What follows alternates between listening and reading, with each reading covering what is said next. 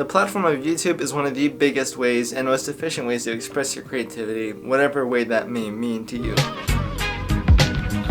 I'm a big fan of helicopters. Older subscribers might remember we helped out PewDiePie, we got this box truck. Well, I got another one to help out the dog shelter. And the most real answer that anyone can give you, including yourself, is that there isn't really one way to succeed on this platform. And if anyone tells you that, well, they're not really telling you the truth. You gotta go. The door's over there. Look at me.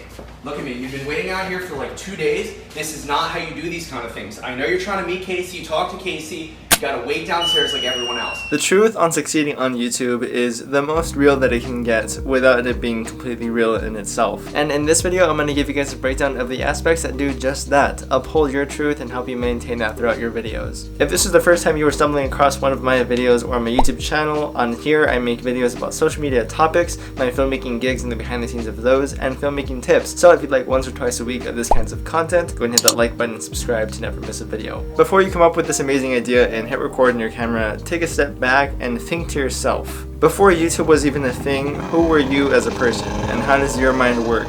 What types of things excite you on a daily basis? What types of things grab your attention? Instead of making any type of video that everyone else is making or that you think would be cool, try and think about what you think would be cool and make a video about that. It could be something of a trend or something totally random and different, but it doesn't need to be either or. So where are we? We're in Walmart and show them our fort, inside our fort. We got a little peephole so we can see all the peasants. No. Okay, we're not. No, that hurt.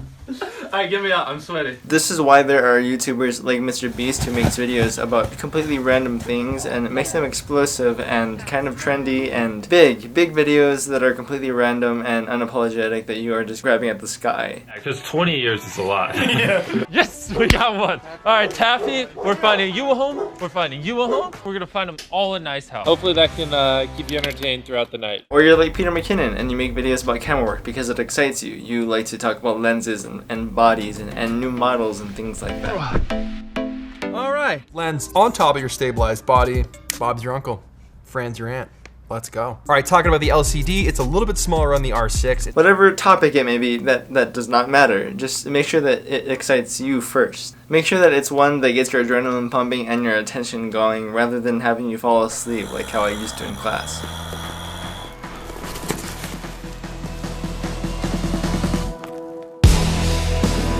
Thicker than the EOS R. Not by a whole lot. That's obviously accounting for the new in-body image stabilization. The wheel is back, the joystick is back. When you hit record and you make your video, it makes the worlds of a difference when you are excited and into the topic that you are making your own video about. I dropped the sign as soon as I started talking. I was freaking out. It was so funny. And well, guess what? When someone clicks on your video, they have that much more of reason to like your video and enjoy it and follow along as well. Bye, Zeppelin. I'm gonna miss you, Zeppelin. Bye.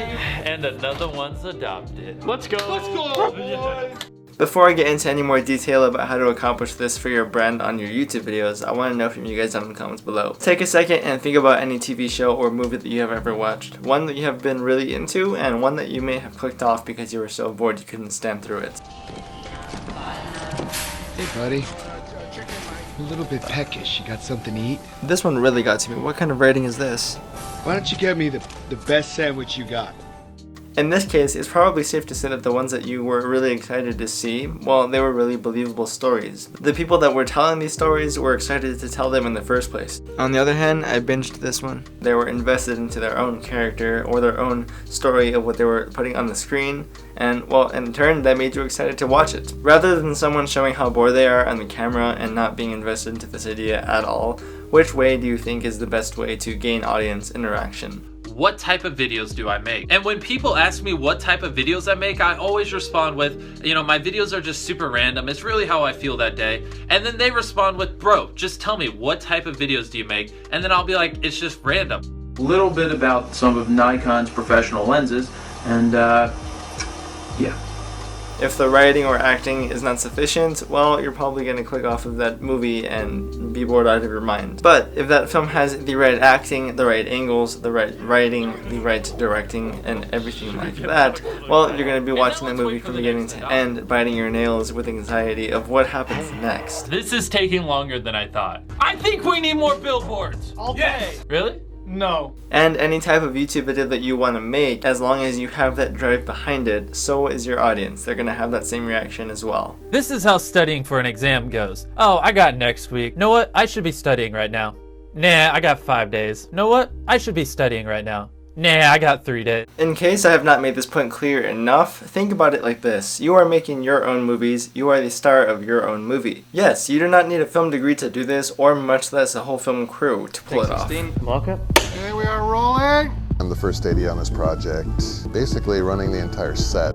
But in your own movies, well, that's what you're doing, is writing a script. You're maintaining your own character for how you want to portray yourself in these videos. Everything that you say, the dialogue that follows through in the storytelling line, well, that is your own dialogue. You are writing your own scripts. And this is the exact reason why it needs to come from your own mind, and the things that you think are cool, portray that into your own movies. I wanted an intro and no one would make me one, or no one would make me one for free and I didn't have money. So I just made fun of other people's intros because I didn't have one. I actually said that in the first intros. I said, because no one's making me an intro, I'm gonna make fun of intros, and that's how it was born. Then again, why would you not want your own scripts or log lines or pitching of a film to not be exactly your own and what goes on in your own mind?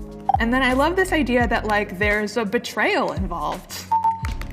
Someone like myself that has major ADHD, and that is how I tune into these movies myself. How would you want your imagination to feed through on your own movie itself? That is one of the best aspects of making movies, like on YouTube, or whether it be a feature film that you have written a script for. We're basically playing a role and making that come to life. That is the best part of this, no doubt. And when that role is genuinely yourself and what feeds through your own thoughts, well, it doesn't get any more genuine and straightforward than that when it comes to branding and maintaining that image. Think about public speaking. Somebody like Gary Vee, who has his brand, and we all know how he goes off. Well, if you have watched his videos before, he makes it pretty obvious.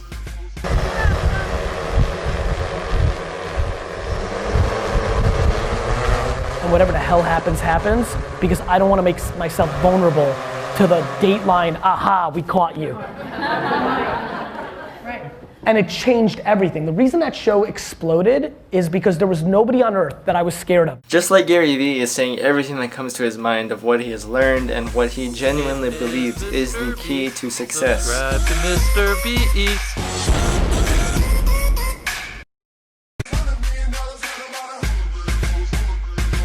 But just like making a movie on YouTube or making a feature film, public speaking and filming that is pretty much the same thing as well. Only I'm using public speaking as the example to, well, it's quite literal. You would literally have your audience in front of you.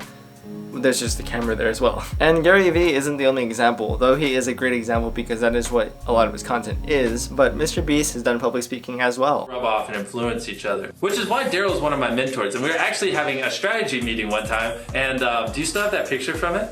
Oh, I think it's on your phone. Is it? Well, if we find it, it's right here. And it was at that meeting that Daryl told me about VidSummit, because I was always telling him that I wanted more data-oriented YouTube friends than the few ones I had. And he was like, Jimmy, that's exactly why I made VidSummit. Including Peter McKinnon or Casey Neistat or any big creator that has gone to VidCon or something like that. The point that I'm trying to make here is that even MrBeast in a public speaking atmosphere still holds up his brand. It is his own mind and thought process in his videos, just as it is when he is speaking to an audience that is sitting right in front of him. That is what we need to do. When I had 10,000 subscribers, me and my small YouTube friends at the time would literally, not even joking, spend hours every single day just studying data, looking at our videos, analyzing how we can make them better. But part of the biggest reason why anyone watches a YouTube video these days is because it has these kinds of aspects. The thing about YouTube is that you don't have to have a fancy camera to make these videos, but you can just pick up your phone and film anything. So the average watch time is going to be below 10 seconds. YouTube's going to see that and it's not going to appear at the top of the search result. We relentlessly pursued it with thousands of hours in Skype calls and phone calls. I kid you not. Which means that the number one reason anyone watches YouTube videos is to watch it for these reasons of excitement and joy. They want to hear about your day and the things that excite you. They want to know that there is someone out there who believes in something just as much as they can believe in something that they care about as well. MrBeast just bought a portion of the VidSummit. And you're probably wondering why. Why did I buy part of VidSummit? Well, here's why. At the time I'm recording this video, I have 8,000 subscribers. Then again, we are passionate human beings, and when we find someone that does something and enjoys it as much as we can enjoy doing something else that we like, it's thrilling and it makes people interesting. It's what makes you interesting. This is why it's best to make your brand exactly the way that your mind works. And when you think about that approach as like an abstract message, it's kind of hard to put that into actionable things. But when we break it down and think about it as literally, how does your mind work? What types of things do you enjoy? Whatever you believe in, well, put those thoughts out into the world and put them in the videos that you're recording, because other people are going to have incentive to watch those videos out of your own excitement. What's up, guys? We managed to hit 15,000 subscribers, and the crazy part is 3,000 of those came in the last 30 days, and I'm very grateful for that. Plus, when your brand is everything and nothing more than the way that you think in its own, well, that kind of leaves little to no room to mess up in your brand. Things like cancel culture and how people can get mad at an influencer and they don't have a career the next day. Well, that's a really hard mistake to accomplish for anyone if your own brand is just most authentically the way that you think. So if every time you hit record on a YouTube video and you don't think about the way that you think, but you'd rather have, maybe you're insecure about the things that you believe in, which is perfectly reasonable. Hey, so I heard you were a YouTuber. Yeah, I make videos. I have like 100,000 subscribers. Oh, cool. We should hang out. Yeah, sure. Instead, lean into that insecurity and express it. People are going to enjoy that much more than anything you have ever posted before. With that being said, I hope you guys have enjoyed this film, and if you did, make sure to leave that comment down below. I hope you guys have a good day or night, and I will see you in the next video. Peace. Thumbs tied down challenge?